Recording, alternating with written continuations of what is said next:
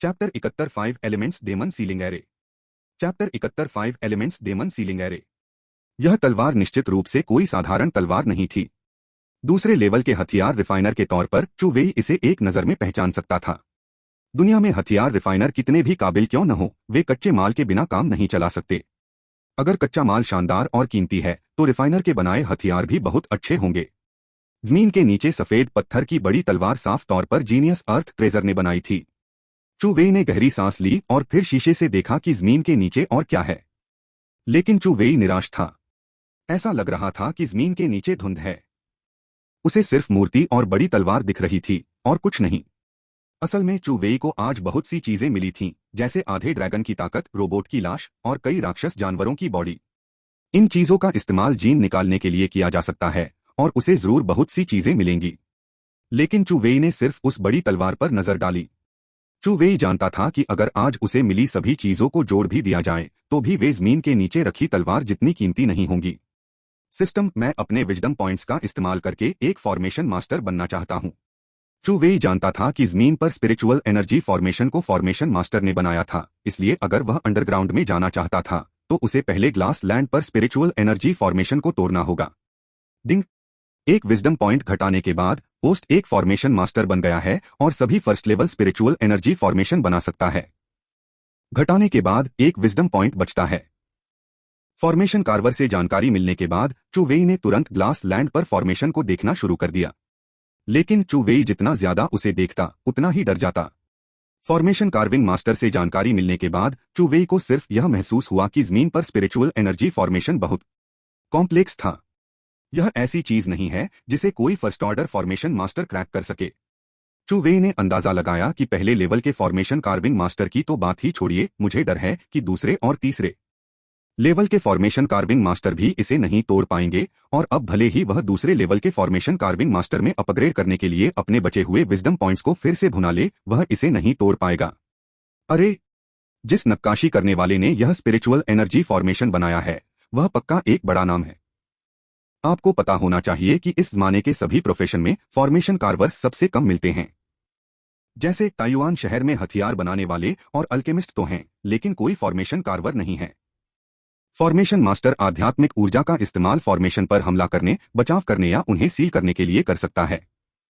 इसके कई तरीके हैं। एक फॉर्मेशन मास्टर की कॉम्बैट इफेक्टिवनेस उसी लेवल के सुपर पावर यूजर से भी ज्यादा होती है। जमीन के नीचे और जमीन को अलग करने के लिए इतनी शक्तिशाली स्पिरिचुअल एनर्जी का इस्तेमाल इसलिए किया जा रहा है क्योंकि उन्हें डर है कि कोई बड़ी तलवार ले लेगा। चू वेई को और भी यकीन हो गया कि वह बड़ी तलवार एक खजाना है।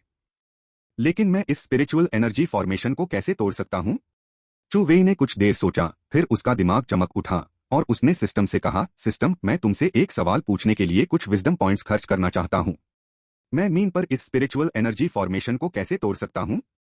होस्ट को जवाब दो, यह स्पिरिचुअल एनर्जी फॉर्मेशन एक 5वें लेवल का स्पिरिचुअल एनर्जी फॉर्मेशन है जिसे 5 एलिमेंट्स डेमन सीलिंग एरे कहा जाता है। इसके लिए 5 तरह की शक्तियों की जरूरत होती है, जिसमें सोना, लकड़ी, पानी, आग और धरती शामिल हैं। साथ ही इसे तोड़ने के लिए फॉर्मेशन भी चाहिए। लेवल 5। चू वेई हैरान रह गया। हालांकि उसे थोड़ा बहुत लगा कि यह फॉर्मेशन किसी बड़े आदमी ने बनाया है, लेकिन उसे उम्मीद नहीं थी कि यह इतना बड़ा होगा। 5वें लेवल का फॉर्मेशन मास्टर पूरे ईस्टर्न अलायंस में कभी नहीं दिखा। मुझे डर है कि वह सिर्फ फॉर्मेशन मास्टर्स की मशहूर पवित्र जगह पर ही मिल सकता है। सिर्फ स्काई सिटी में ही इतना ताकतवर फॉर्मेशन कार्वर हो सकता है। हालांकि मुझे नहीं पता कि इतने शक्तिशाली फॉर्मेशन मास्टर ने यहां यह स्पिरिचुअल एनर्जी फॉर्मेशन क्यों बनाया। लेकिन चू वेई का लक्ष्य अभी भी बड़ी तलवार को बाहर निकालना है। अब जब हम जानते हैं कि सिस्टम से इस स्पिरिचुअल एनर्जी फॉर्मेशन को कैसे तोड़ना है, तो अगला कदम है फॉर्मेशन को तोड़ने के लिए जरूरी मटेरियल और एबिलिटी तैयार करना। चू वेई ने जमीन पर पड़ी बड़ी तलवार को कुछ हिचकिचाहट के साथ देखा। आपको पता होगा कि जब चू वेई जूनियर हाई स्कूल में था तो उसे ज़ियानक्सिया टीवी सीरीज की चीजें खास तौर पर पसंद थीं। जब मुझे सारा सामान मिल जाएगा तो मैं इस फॉर्मेशन को तोड़ दूंगा। यह तलवार देरसवेर मेरी होगी। चू वेई जानता था कि उसे अभी तलवार नहीं मिल सकती। बोलने के बाद चू वेई ने जमीन पर पड़ी हड्डियों से कांच की जमीन को ढक दिया ताकि दूसरे लोग या म्यूटेंट जानवर जब वहां से गुजरे तो यह न देख सकें कि अंदर क्या हो रहा है। सब कुछ खत्म करने के बाद चू वेई ने अपना शरीर बदला और घाटी से बाहर निकल गया। लेकिन मेरे दिल में मैं अगले आने का इंतजार कर रहा हूं। अध्याय 72 वापसी। अध्याय 72 वापसी। मो कांगक्स्यू के पास पहुंचकर चू वेई ने जमीन पर म्यूटेटेड जानवरों के हाथ पैर ठीक किए और वे दोनों वापस जाने के लिए निकल पड़े। आखिर उन्हें बाहर आए हुए काफी समय हो गया था और वह नहीं चाहता था कि यांग किंगक्स्यू ज्यादा चिंता करे। इसके अलावा अगर आप और अंदर जाएंगे तो आप म्यूटेंट जंगल के मेन एरिया में जाने लगेंगे, जहां न सिर्फ दूसरे लेवल के बल्कि तीसरे लेवल के म्यूटेंट जानवर भी हैं। ये म्यूटेंट जानवर ऐसी चीज नहीं है जिन्हें मैं अभी संभाल सकता हूं। चू वेई अभी वापस जाने के लिए निकला था। घाटी के नीचे जहां चू वेई ने अभी कांच के फर्श से मूर्ति को देखा था, वहां जमीन से एक लाल आंख दिख रही थी। वह लाल आंख इंसान की पुतली नहीं है, ये एक ड्रैगन के शिष्य हैं। वापसी के रास्ते में चू वेई ने सभी म्यूटेटेड अंगों से जीन निकाले और 2 सिर वाले बाघ के पैरों से 10 पॉइंट की फुर्ती हासिल की। चू वेई को बड़े भालू की हथेली से 10 पॉइंट की फिजिकल ताकत मिली। चू वेई को रंगीन अजगर की पूंछ से 10 पॉइंट की फुर्ती मिली। आखिर में चू वेई को रोबोट की लाश से 10 points physical strength, 5 points wisdom, 1 point of main attribute, 100,000 spiritual energy points मिले और दूसरी पावर फायर पावर भी मिली। इस बात को जानकर चू वेई, जो सड़क पर चल रहा था, जोर से हंसने लगा। सच में सुपर पावर वाले म्यूटेंट जानवरों को मारने से सुपर पावर मिल सकती है। जंगल की यह ट्रिप सच में सोच से भी ज्यादा बेहतर कही जा सकती है। न केवल उसकी ताकत ऑरा लेवल 2 से ऑरा लेवल 9 तक बढ़ गई, बल्कि उसे आधा ड्रैगन होने और आग की शक्तियां पाने जैसे कई तरीके भी मिल गए। मुझे डर है कि भविष्य में ताइवान शहर में चू वेई दूसरे लेवल के सबसे अच्छे हथियार बनाने वाले के तौर पर अपनी हैसियत के अलावा एक ऐसा इंसान भी होगा जिसकी लड़ने की ताकत पहले लेवल के बॉस के बराबर होगी। वे दोनों साथ साथ चल रहे थे। बाद में चू वेई को लगा कि मो कांगक्स्यू थोड़ा धीरे चल रही है। आखिर वह बहुत कमजोर थी, इसलिए चू वेई ने सीधे मो कांगक्स्यू को अपनी पीठ पर उठा लिया और जंगल से बाहर की तरफ भागा। जब वे जंगल के किनारे पर पहुंच गए तो चू वेई ने मो कांगक्स्यू को नीचे उतार दिया। यह जगह उस शुरुआती जगह के करीब है जहां से वे जंगल में घुसे थे। धन्यवाद। मो कांगक्स्यू का चेहरा सेब की तरह लाल था। पिछले 2 दिनों में चू वेई ने न केवल उसे गले लगाया, बल्कि अभी अभी उसने उसे अपनी पीठ पर उठा लिया। जब वह दूसरे व्यक्ति की पीठ पर होती थी तो वह दूसरे व्यक्ति की गंध को साफ साफ महसूस कर सकती थी। यह एक ऐसा एहसास था जो उसने पहले कभी महसूस नहीं किया था। पीठ इतनी मजबूत थी जैसे कि जब वह दूसरे व्यक्ति की पीठ पर होती थी तो उसे किसी चीज के बारे में सोचने की जरूरत नहीं होती थी, क्योंकि वह उसकी रक्षा करेगा। कुछ नहीं, चू वेई ने हंसते हुए कहा। असल में चू वेई के दिल में भी कुछ उतार चढ़ाव थे।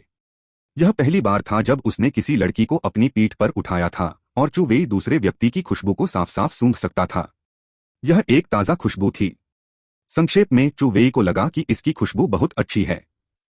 यह आपके लिए है। इसे इस्तेमाल करने के बाद देखिए कि क्या इससे आपकी प्रैक्टिस में कोई फर्क पड़ता है। चू वेई ने अपने फोन से एक फुटबॉल के साइज की कांच की बोतल निकाली और मो कांगक्स्यू को दे दी। उसमें लाल लिक्विड था जिसे चू वेई ने चुपके से मो कांगक्स्यू के लिए बचा लिया था जब उसने गर्म पानी के झरने में लिक्विड सोख लिया था।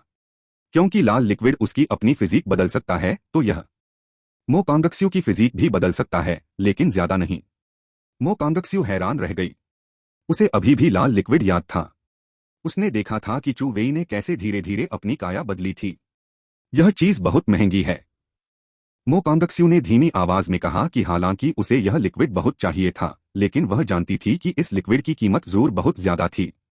अगर वह इसे स्कूल के जीनियस लोगों को बेचती तो वह जरूर इसे कई दूसरे कल्टीवेशन रिसोर्स के बदले में बदल पाती। चू वेई मुस्कुराया और बोला, यह बिल्कुल भी महंगा नहीं है, बस ज्यादा नहीं है। उस समय मेरे फोन में यही एक लिक्विड कंटेनर था, नहीं तो मैं आपके लिए और भी लाता। जब मो कांगक्स्यू ने यह सुना तो उसके दिल में अचानक एक गर्म एहसास हुआ।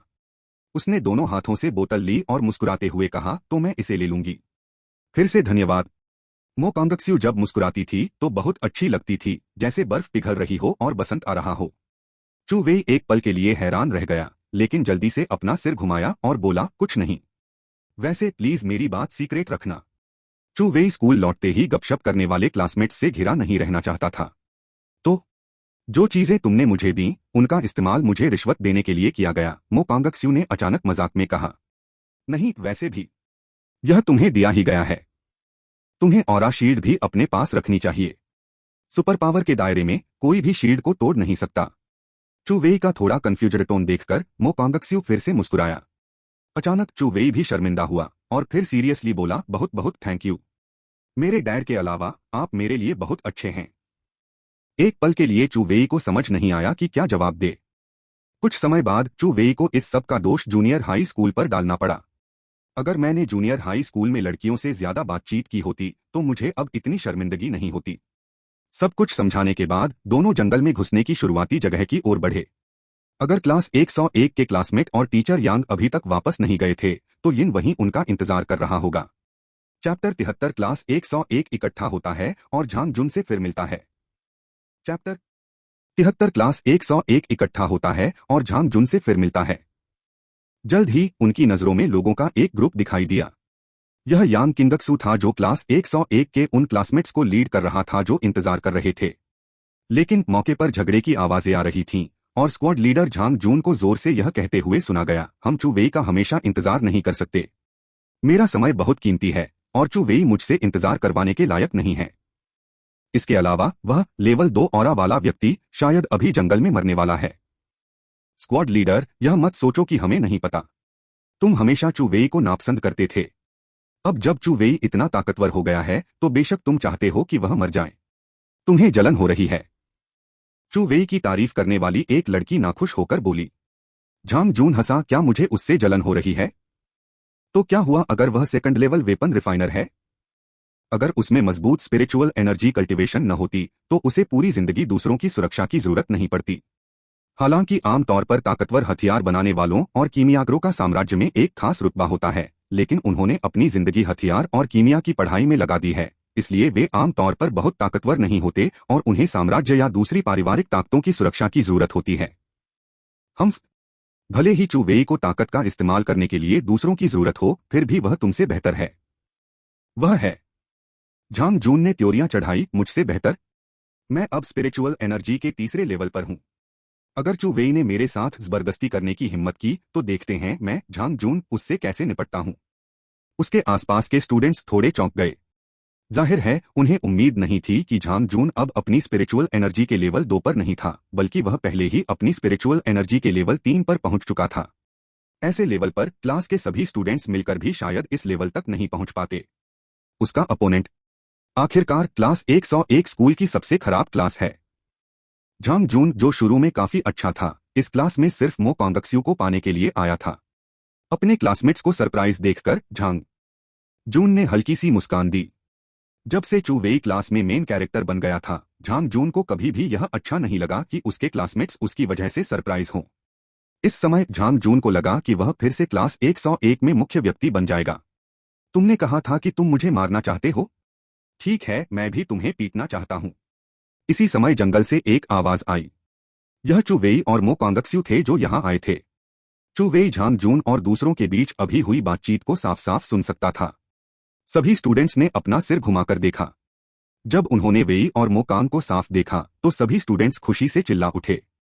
देखो, चू वेई और मो कांगक्सू वापस आ गए हैं। हाँ, यह सच में है। उन्हें देखो, ऐसा लगता है जैसे उनके साथ कुछ हुआ ही नहीं। उन्होंने असल में पूरी रात जंगल में बिताई। यह सच में कमाल है। आपको पता होगा कि सुपर पावर के मास्टर भी जंगल में रात बिताने की हिम्मत नहीं करेंगे। हाँ हाँ, क्लासमेट चू वेई बहुत हैंडसम है। देखो, क्लासमेट चू वेई अब भी ऐसा लगता है जैसे उसे किसी चीज की परवाह नहीं है। वह सच में बहुत परहेज करता है। मुझे यह बहुत पसंद है। यांग किंगक्स्यू भी चू वेई और मो कांगक्स्यू को देखकर मुस्कुराई और उसके दिल का बड़ा पत्थर आखिरकार गिर गया। अगर चू वेई के साथ कुछ अनचाहा होता तो उसे सच में नहीं पता था कि स्कूल को कैसे समझाएं। टीचर यांग आपको परेशान कर रहे हैं। चू वेई और मो कांगक्स्यू यांग किंगक्स्यू के पास आए और कहा।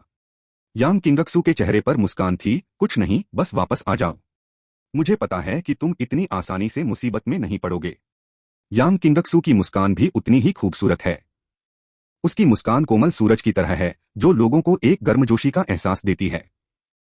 उसके आसपास के लड़के स्टूडेंट उसकी मुस्कान से इंप्रेस हुए बिना नहीं रह सके और मन ही मन सोचने लगे कि अगर उन्हें मौका मिले तो उन्हें टीचर यांग की क्लास में जरूर जाना चाहिए। चू वेई मुस्कुराया और सिर हिलाया। क्या पहले किसी ने नहीं कहा था कि स्टूडेंट चू वेई ठीक है और अगर स्टूडेंट चू वेई वापस आता है तो उससे निपटा जाएगा? अब जब स्टूडेंट चू वेई वापस आ गया है तो जो व्यक्ति पहले बोल रहा था वह अब चुप क्यों है?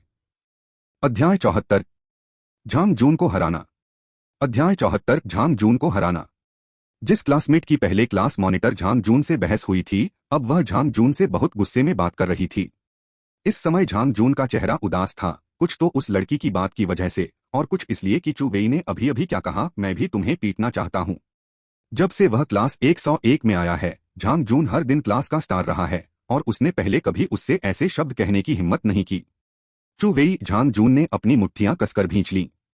झांग जून की आंखें गुस्से से लाल हो गईं और उसने कहा, चू वेई बस खुद पर भरोसा कर रहा है कि वह सेकंड लेवल रिफाइनर है और उसके पास अच्छे इक्विपमेंट हैं।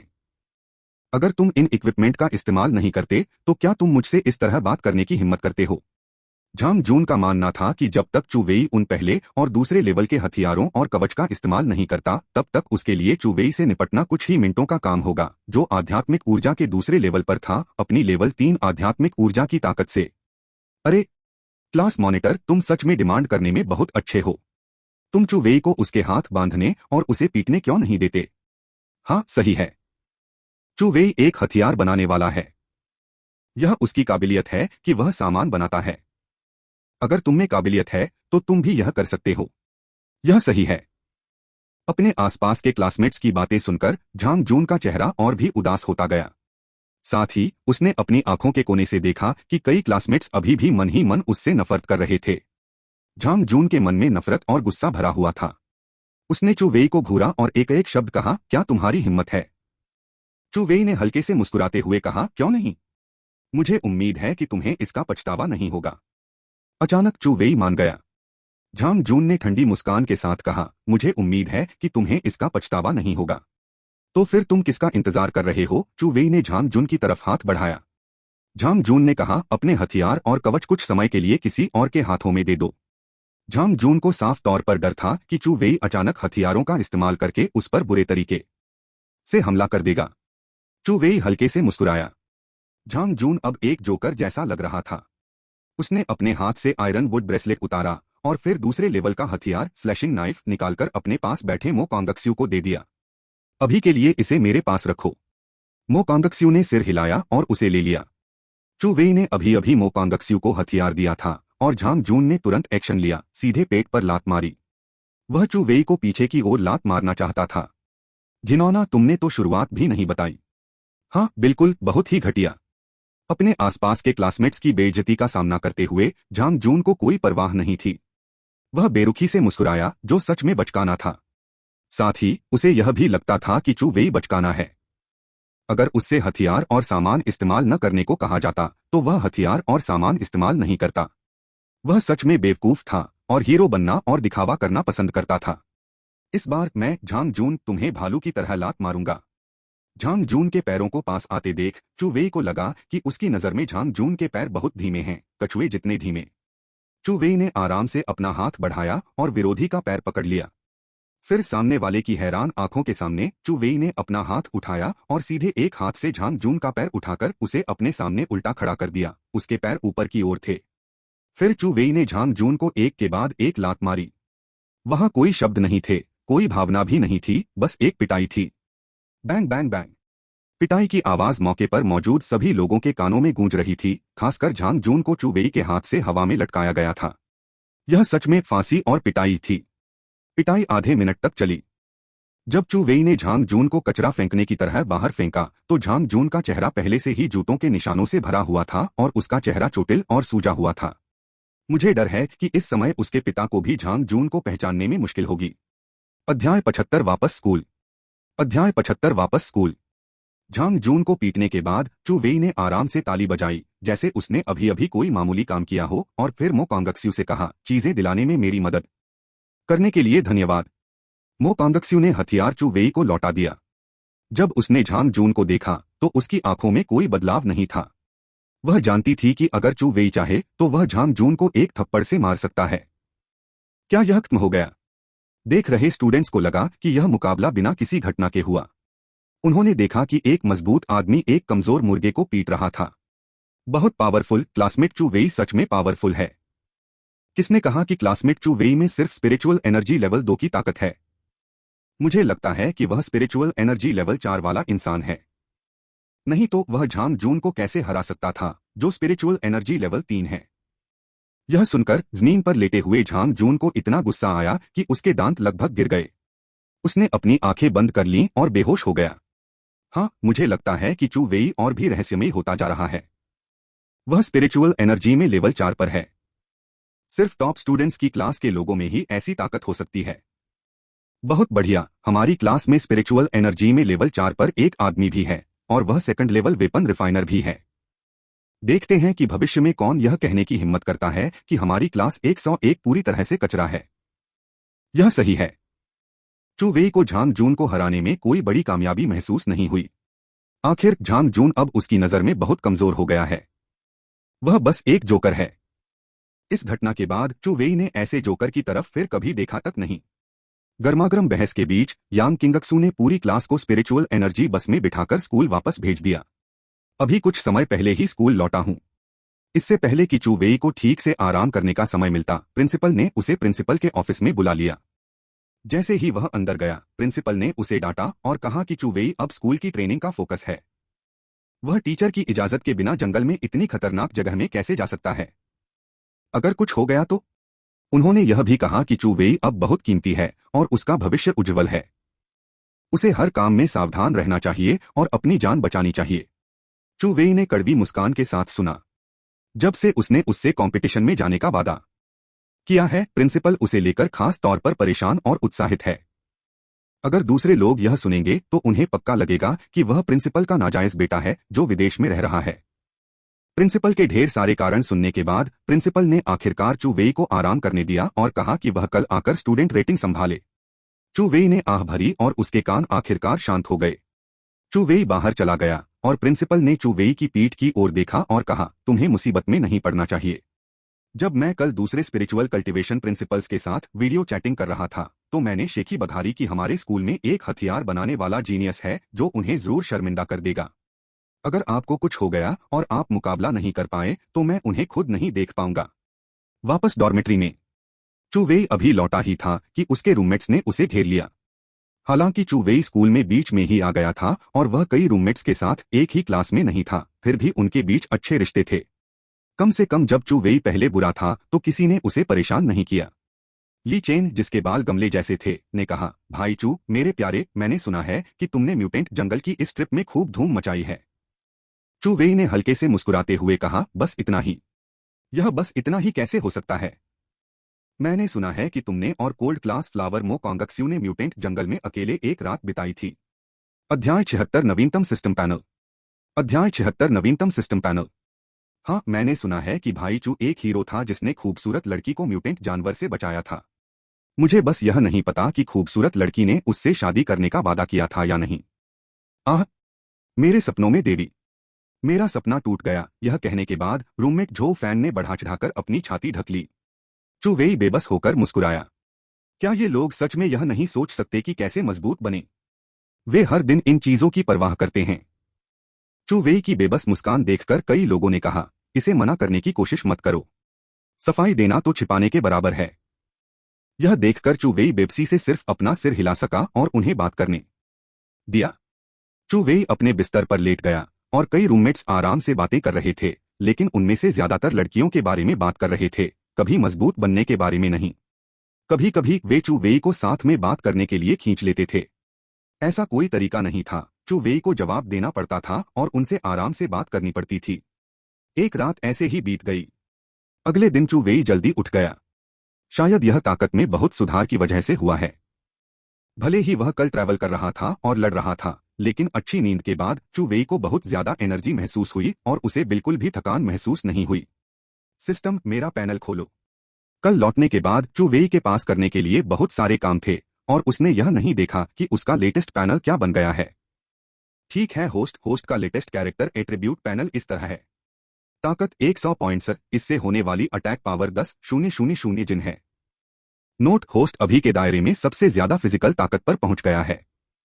स्टेमिना 40 पॉइंट्स, 4,000 जिन से कम के हमलों के खिलाफ डिफेंस बना सकता है। फुर्ती 41 पॉइंट्स, 20 अटैक प्रति सेकंड। स्पिरिट 5 पॉइंट्स, 5 मीटर के अंदर सभी मूवमेंट को साफ महसूस कर सकता है।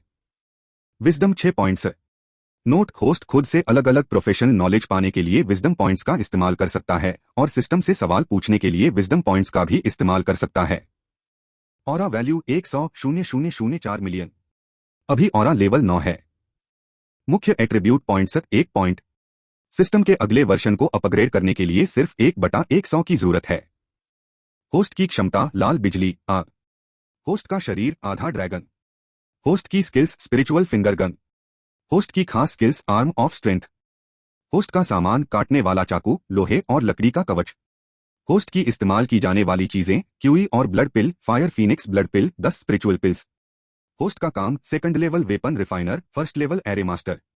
चू वेई ने अपने पैनल के एट्रीब्यूट्स को एक एक करके देखा। पिछले एट्रीब्यूट पैनल की तुलना में अभी के एट्रीब्यूट पैनल में ज्यादा एट्रीब्यूट वैल्यू हैं और उनके बारे में बहुत सारी दूसरी जानकारी है। उदाहरण के लिए होस्ट स्किल्स, एक्सक्लूसिव स्किल्स। अभी का कैरेक्टर एट्रीब्यूट पैनल पहले से ज्यादा डिटेल्ड है और उसकी सारी जानकारी एक नजर में साफ है। चू वेई को इस बात पर हंसी आती है कि उसके पास अभी भी 10 स्पिरिचुअल पिल्स हैं। चू वेई के स्पिरिचुअल लेवल 2 पर पहुंचने के बाद से इस तरह की चीज का इस्तेमाल नहीं किया गया है और यह भी नहीं भूलना चाहिए कि चू वेई अब स्पिरिचुअल लेवल 9 पर है और स्पिरिचुअल पिल्स उसके लिए बहुत असरदार हैं। अगर यह सिस्टम एट्रीब्यूट टेबल में नहीं दिखता तो चू वेई इसे स्टोरेज स्पेस में भूल जाता। चू वेई ने 4 स्पिरिचुअल एनर्जी पिल्स निकाली। उसने अपने हर रूममेट के बेडसाइड टेबल पर एक एक रख दिया।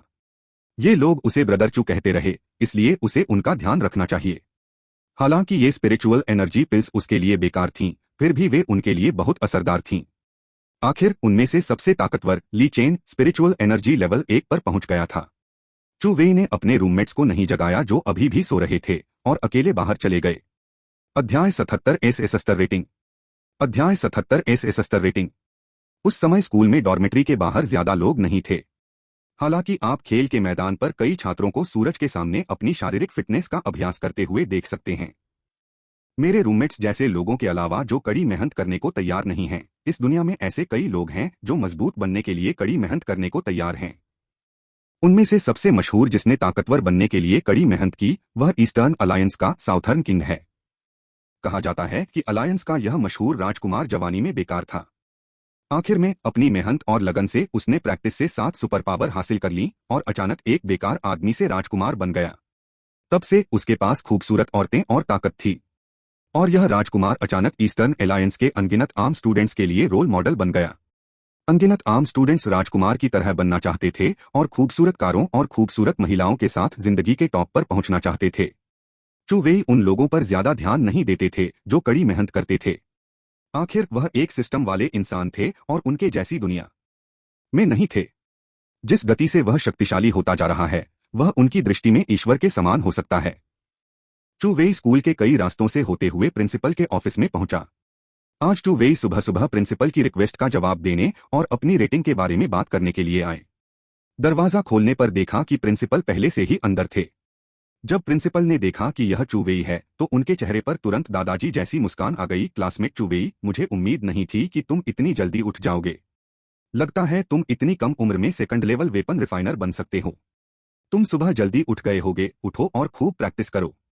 चू वेई ने अपनी नाक को छुआ। क्या मैं आपको बता सकता हूं, मुझे कभी प्रैक्टिस करने की जरूरत नहीं पड़ी। प्रिंसिपल, क्या आपने नहीं कहा था कि आप मुझसे रेटिंग्स के बारे में बात करना चाहते हैं? मुझे बाद में लाइब्रेरी जाना है। चू वेई इस प्रिंसिपल के साथ बकवास बातें करना जारी नहीं रखना चाहता था। हाँ स्टूडेंट चू वेई, इस सेमेस्टर में तुम्हारी बहुत अच्छी परफॉर्मेंस के आधार पर हमारे स्कूल टीचर्स और मुझे लगता है कि तुम्हें SS लेवल दिया जा सकता है। SS level? चू वेई थोड़ा चौंक गया। क्या प्रिंसिपल ने पहले नहीं कहा था कि उसे लेवल रेटिंग दी जाएगी? हालांकि अब यह सीधे SS के पास है। यह स्कूल में पहले से ही सबसे ऊंचा लेवल है। क्लासमेट चू वेई, क्या तुम संतुष्ट हो? प्रिंसिपल ने मुस्कुराते हुए पूछा। चू वेई को कोई फर्क नहीं पड़ा। अगर दूसरे स्टूडेंट्स को एक साथ C लेवल से SS लेवल पर प्रमोट कर दिया जाता तो वे जरूर खुशी से उछल पड़ते। क्योंकि लेवल के स्टूडेंट्स को पूरा स्कूल ट्रेनिंग देगा, इसलिए सभी ट्रेनिंग रिसोर्स में लेवल के स्टूडेंट्स को प्रायोरिटी दी जाएगी। मैंने सुना है कि कई सीक्रेट रिसोर्स हैं जो सिर्फ लेवल के स्टूडेंट्स के लिए हैं। इसके अलावा मैंने सुना है कि लेवल के स्टूडेंट्स को सबसे ऊंचे स्पिरिचुअल स्कूल में पढ़ने के लिए इंपीरियल कैपिटल में भेजा जा सकता है। जब तक वे शाही राजधानी के सबसे ऊंचे आध्यात्मिक स्कूल में एडमिशन ले सकते हैं, वहां के रिसोर्स किसी भी स्टूडेंट को सुपरनेचुरल शक्तियों का मास्टर बनाने के लिए काफी हैं। जब तक वे ग्रेजुएट हो सकते हैं उन्हें ताकतवर कहा जाएगा। प्रिंसिपल लॉन्ग फैंग ने चू वेई को अजीब नजर से देखा और मन ही मन बुदबुदाया, दूसरे स्टूडेंट्स को इस समय खुशी से उछलना चाहिए, लेकिन यह चू वेई बहुत शांत है। मैंने देखा कि चू वेई अभी भी शांत दिख रहा था। हालांकि लेवल की रेटिंग दूसरे स्टूडेंट्स के लिए एक सपना हो सकती है, लेकिन चू वेई के लिए यह खुशी से चीखने के लिए काफी नहीं था, क्योंकि चू वेई के पास एक सिस्टम है। म्यूटेटेड जंगल की ट्रिप के बाद चू वेई को लगा कि यह सिस्टम एक बेमिसाल खजाने के बराबर है। चू वेई के पास तो बेमिसाल खजाने भी थे, जैसे स्कूल के रिसोर्स वगैरह, जो असल में बेकार थे। वह प्रिंसिपल से रेटिंग के बारे में बात करने इसलिए आया था क्योंकि उसने प्रिंसिपल से पहले ही वादा कर लिया था, और चू वेई को लगा कि प्रिंसिपल उसके साथ अच्छा बर्ताव करते हैं, इसलिए उसने उसे इज्जत दी। अध्याय 78 मार्शल आर्ट बिल्डिंग। अध्याय 78 मार्शल आर्ट बिल्डिंग। ठीक है प्रिंसिपल, मैं रेटिंग्स के बारे में समझ गया, धन्यवाद। चू वेई के शांति से बोलने के बाद वह जाने वाला था। प्रिंसिपल हैरान रह गए। क्या यह किसी जीनियस का घमंड है? उसे एसएस रेटिंग की भी परवाह नहीं है। लेकिन प्रिंसिपल ने तुरंत कहा, चू वेई, यह तुम्हारा लेवल स्टूडेंट आईडी कार्ड है। इससे तुम हर महीने रिसोर्स बिल्डिंग जाकर अपनी ट्रेनिंग के रिसोर्स ले सकते हो, और आप वही एक्सरसाइज और मार्शल आर्ट्स चुनने के लिए मार्शल आर्ट्स बिल्डिंग के टॉप फ्लोर पर भी जा सकते हैं। ओह, चू वेई ने हल्के से जवाब दिया, कार्ड उठाया और प्रिंसिपल के ऑफिस से बाहर चला गया। चू वेई ने अपने हाथ में आईडी कार्ड देखा। यह आईडी कार्ड बैंक कार्ड जैसा दिखता है, जिसके सामने लेवल स्टूडेंट चू वेई लिखा है। पीछे चू वेई की तस्वीर है। चू वेई ने कार्ड अपने फोन में डाला। चू वेई को असल में स्कूल की मार्शल आर्ट्स स्किल्स में कोई दिलचस्पी नहीं है। अब उसके पास advanced martial arts spiritual energy finger gun है। एक लेवललेस एक्सक्लूसिव मार्शल स्किल भी है, जिसे आर्म ऑफ पावर कहा जाता है। हालांकि आर्म ऑफ पावर का कोई लेवल नहीं है, लेकिन इसकी पहले लेवल की पावर को देखकर ही चू वेई को लगा कि यह मार्शल स्किल बहुत बढ़िया है, शायद स्वर्ग के लेवल से भी आगे। आखिरकार यह सिस्टम द्वारा दिया गया एक एक्सक्लूसिव आइटम है, और यह वीआईपी जैसा लगता है। इसके अलावा चू वेई ने पहले सुना था कि पूरे स्कूल में सबसे ऊंचा martial art advanced martial art level का होता है। इस तरह की मार्शल आर्ट दूसरे स्टूडेंट्स की नजर में एक खजाना हो सकती है, लेकिन अब चू वेई सच में उसे नीची नजर से देख रहा है। लेकिन आप जाकर इस टेक्निक को देख सकते हैं। चू वेई को अचानक याद आया कि प्रिंसिपल ने पहले कहा था कि दूसरी एक्सरसाइज भी हैं जिन्हें वह चुन सकता है। चू वेई इतने लंबे समय से लिंग की स्कूल में था, लेकिन उसने अभी तक एक्सरसाइज की प्रैक्टिस नहीं की थी, और सिस्टम ने उसे कोई एक्सरसाइज रिवॉर्ड नहीं दी थी। तथाकथित स्किल्स असल में स्पिरिचुअल एनर्जी को एब्जॉर्ब करने के तरीके हैं।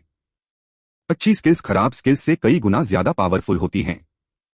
चू वेई स्पिरिचुअल एनर्जी पाने के लिए गोलियों, सिस्टम और म्यूटेंट जानवरों को मारने पर निर्भर था, इसलिए स्पिरिचुअल एनर्जी पाने के लिए मार्शल आर्ट का इस्तेमाल करने का उसका कोई इरादा नहीं था।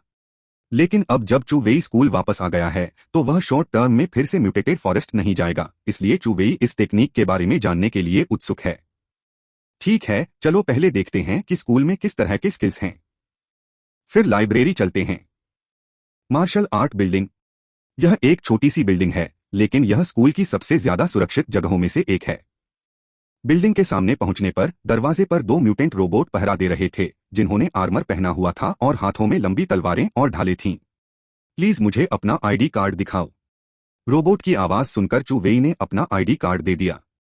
रोबोट ने चू वेई के कार्ड को अपनी आंखों से स्कैन किया और कंफर्म करने के बाद कहा, चू वेई, एक लेवल स्टूडेंट को बिल्डिंग में घुसने और सबसे ऊंचे लेवल पर जाने की इजाजत है। सभी मार्शल आर्ट्स और एक्सरसाइज चुनने की इजाजत है। चू वेई को अपना कार्ड वापस मिल गया और वह बिल्डिंग में घुस गया। बिल्डिंग के अंदर शेल्फ की लाइनें हैं, जिनमें से कुछ लाइब्रेरी जैसी हैं। फर्क सिर्फ इतना है कि लाइब्रेरी की किताबें ज्ञान के लिए होती हैं, जबकि यहाँ की चीजें लड़ने और मारने के लिए होती हैं। चू वेई ने हॉल की पहली मंजिल पर नजर डाली और देखा कि कई छात्र मार्शल आर्ट चुन रहे थे। चू वेई रुका नहीं, बल्कि सीधे दूसरी मंजिल की ओर बढ़ गया। आखिर पहली मंजिल के हॉल में मार्शल आर्ट वाले सभी लोग लो लेवल थे, और उन्हें देखने की कोई जरूरत नहीं थी। जब चू वेई दूसरी मंजिल की सीढ़ियों वाली लिफ्ट के एंट्रेंस पर गया, तो हॉल में मौजूद कई स्टूडेंट्स ने चू वेई को जलन भरी नजरों से देखा। जो स्टूडेंट्स दूसरे लेवल में जा सकते हैं, उन्हें कम से कम लेवल पास होना चाहिए, और वे हर दिन सुबह जल्दी उठकर प्रैक्टिस करते हैं ताकि एक दिन ए लेवल तक पहुंच सकें और ज्यादा ट्रेनिंग रिसोर्स पा सकें। दूसरी मंजिल पर जाने पर यह पहली मंजिल से बहुत छोटी है और वहां लोग भी कम हैं। चू वेई भी नहीं रुका और सीधे तीसरी मंजिल के एंट्रेंस पर चला गया। अध्याय 79 आत्मा अग्नि आत्मा बर्फ आत्मा सोना स्क्रॉल। अध्याय 79 आत्मा अग्नि आत्मा बर्फ आत्मा सोना स्क्रॉल। बीच वाले रास्ते से गुजरते समय कई स्टूडेंट्स ने चू वेई को देखा। जब चू वेई तीसरी मंजिल के एंट्रेंस में घुसा तो लगभग सभी की आंखें जलन से भर गईं। अरे, यह आदमी कौन है? वह तीसरी मंजिल पर कैसे आ सकता है? क्या यह नहीं लिखा है कि तीसरी मंजिल सिर्फ लेवल के स्टूडेंट्स के लिए खुली है? मुझे नहीं पता, मैंने इसे कभी नहीं देखा। चर्चा कर रहे दोनों लोगों ने अपना सिर हिलाया। हालांकि चू वेई अब स्कूल में बहुत मशहूर है, लेकिन बहुत कम लोगों ने उसका असली चेहरा देखा है। आखिरकार चू वेई कुछ ही हफ्तों से मशहूर है। इसके अलावा इस दूसरी मंजिल पर लगभग सभी लोग ज्यादातर खेती करने वाले हैं और आमतौर पर गपशप के बारे में बहुत कम पूछते हैं। वह second level weapon refiner genius है जो हाल ही में स्कूल में सबसे फेमस रहा है। चू वेई। उसके बगल में बैठा लेवल का स्टूडेंट लियू नेंग बोला, उसकी आवाज में जलन थी। पता चला कि वह चू वेई है। नहीं, मुझे उम्मीद नहीं थी कि वह सच में तीसरे लेवल में जा पाएगा।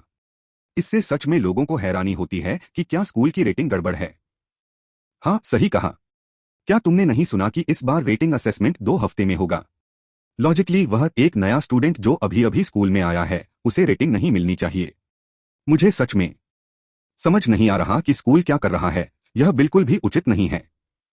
लियू नेंग ने नफरत से देखा और कहा, मैंने कुछ खबर सुनी है।